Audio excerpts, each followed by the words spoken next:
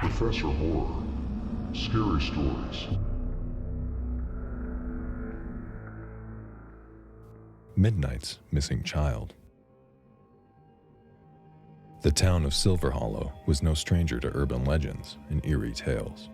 For years, whispered stories had been shared by campfires or at sleepovers. But one tale, the story of Midnight's Missing Child, was more than whispers. It was rooted in a series of chilling events that happened decades ago. In the late 1970s, the Hartfield family moved into an old colonial house at the edge of town. They were a happy family of four: Gerald and Catherine Hartfield, with their two children, 13-year-old Marcus and 7-year-old Eileen.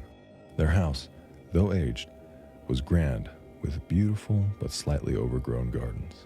The Hartfields felt lucky to have such a picturesque place to call home. One evening, Gerald and Catherine attended a dinner party in town, leaving Marcus in charge of Eileen.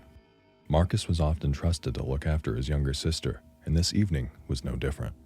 They played board games and watched a movie, and by 10 p.m., Eileen was sound asleep in her room.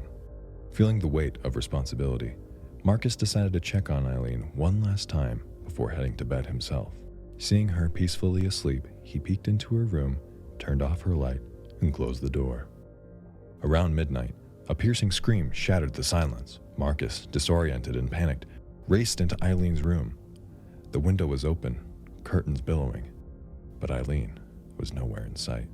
Marcus shouted her name, hoping she was playing a prank, but there was no answer. Police were called immediately after the Hartfields arrived home. A massive search ensued, with the entire community rallying together, but Eileen was never found. Months turned into years, and life in Silver Hollow returned to its usual pace.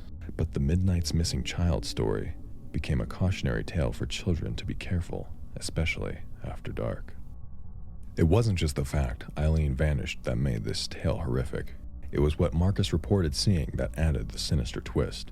He claimed that when he rushed into Eileen's room, in the split second before the lights went out, he had seen a silhouette of a tall man standing by the open window, his features obscured in shadow, holding Eileen's favorite stuffed animal.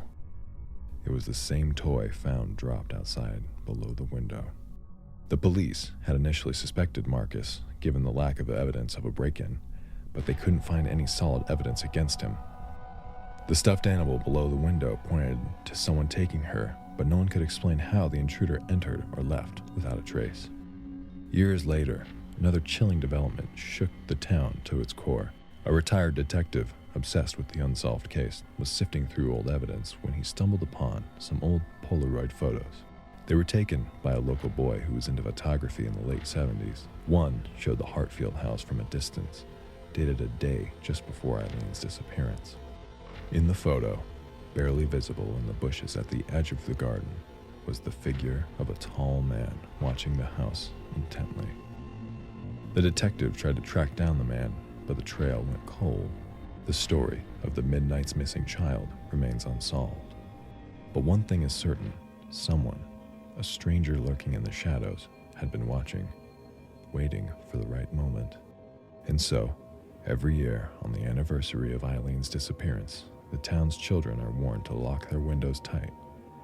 Because in Silver Hollow, when the clock strikes midnight, no one truly feels safe.